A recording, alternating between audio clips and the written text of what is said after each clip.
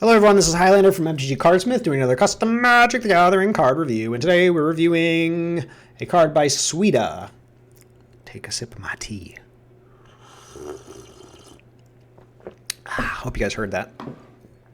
Okay, this is now an ASMR stream, by the way. Okay, so here's what we got. We got ourselves some patches, the Untethered. This is a black for a legendary human rogue. He's a 2/1. He's holding a coin. This guy's got Skulk. If you don't know what Skulk does, it means this creature can't be blocked by creatures with greater power. Alright, that's enough of that. If patches were to be put into your graveyard from anywhere, you may have target player lose 3 life and they create a treasure token. Okay, if patches were to be put into a graveyard from anywhere, you may have target player lose 3 life and they create a treasure token. Is that instead? Or, I guess the wording here is a little strange. Whenever an opponent sacrifices a treasure, you may return patches from your graveyard to your hand. There, that hole. Take a closer look. Interesting.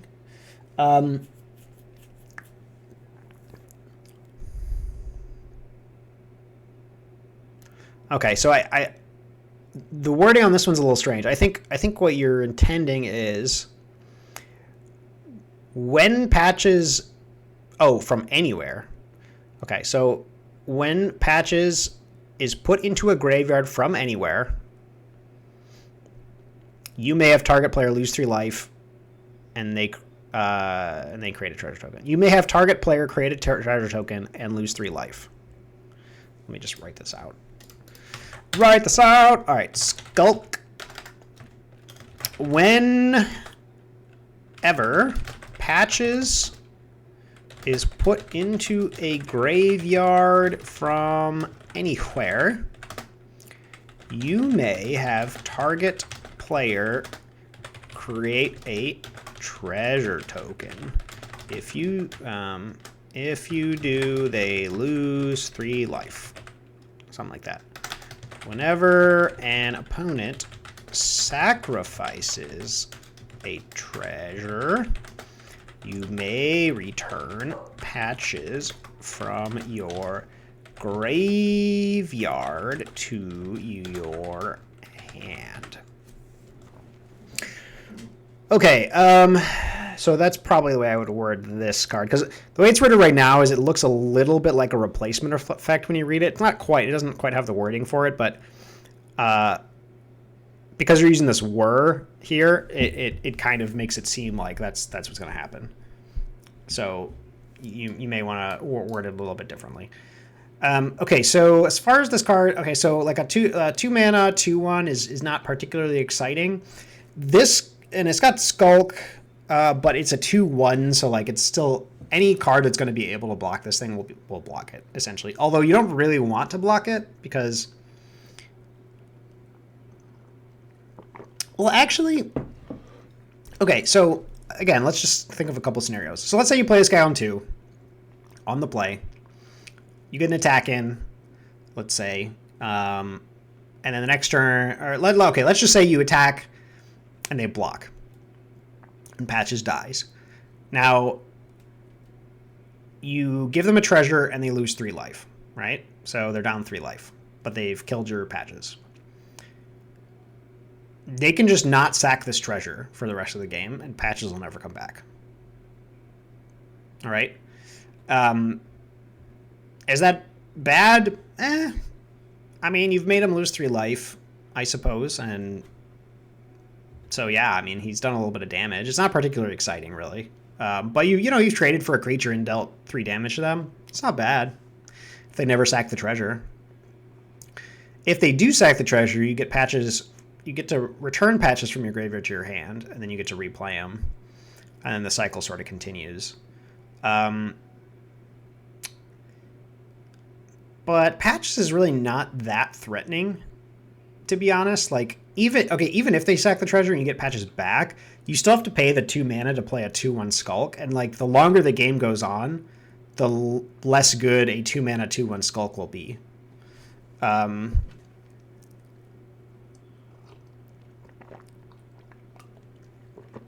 That's actually not true, right? Well, I mean, it's kind of true in the sense that they'll have more opportunities to block it. But thing is, if they block it, they take more damage than if they just ignore it.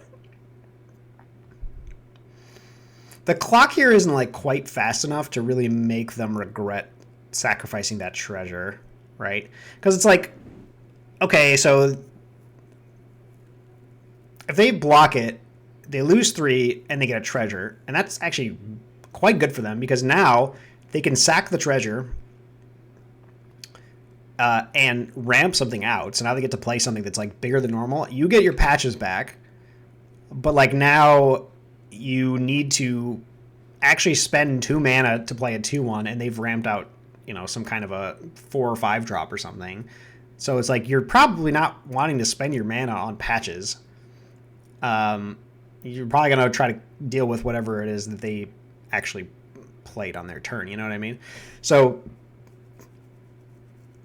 this one doesn't feel like it quite punishes enough. Now, okay, let me think about this in a slightly different way. So let's say you have like a discard outlet, okay? You discard patches, they lose 3 life and get a treasure.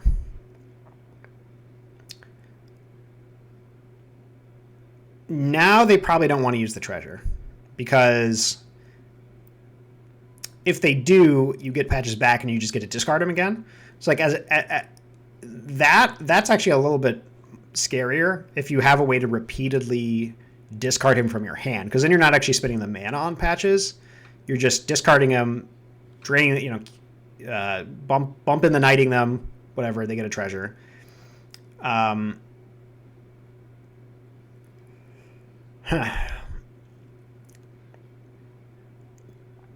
You could also mill this guy and the same thing kind of happens. I don't know. The fact that they have control over this is kind of... This one doesn't feel like it quite punishes enough. Like, it doesn't... To me, it doesn't feel like they're particularly incentivized to actually, like... Okay, so like unlike the other cards that we saw, where those tokens cost mana to get rid of, in this case you're giving them a token that generates mana, and the only thing is they basically lose 3 life, more or less, which is actually not that bad for them. I mean, if there was a card that said like 0 mana, lose 3 life, create a treasure token, you would play that. You would play that card for sure, right? That would be a busted card. That's like a... I mean, okay, it's not a busted card, but it's a card that you might play in certain types of decks. So, yeah, I don't... This one seems a little strange to me.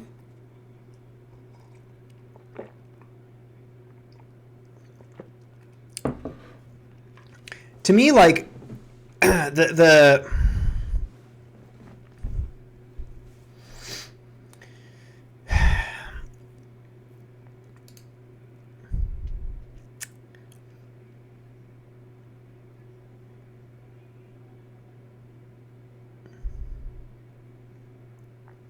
what happened? Okay, if Patches goes to the graveyard, and let's say they don't lose 3 life, but they get a treasure token, and whenever they sack a treasure, they lose 3 life, and you get Patches back. Yeah, I don't know. This one feels a little awkward to me, a little more awkward than the other ones. You're giving your opponent a treasure token, which is a very good token, and they're only losing 3 life. I mean, eventually it'll add up, but like, they're gonna have a really good turn at some point, right?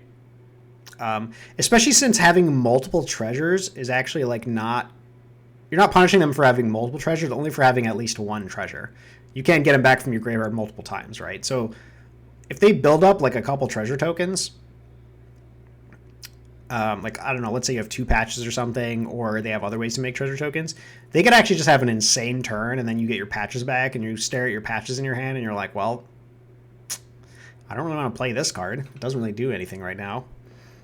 So yeah, I can't say I'm a huge fan of patches. I I just think the design it doesn't quite work out here. I like where you're trying to go with this, but I think that in order to disincentivize somebody from sacrificing a treasure, you're going to have to do a little bit more than get back a 2/1 from the graveyard.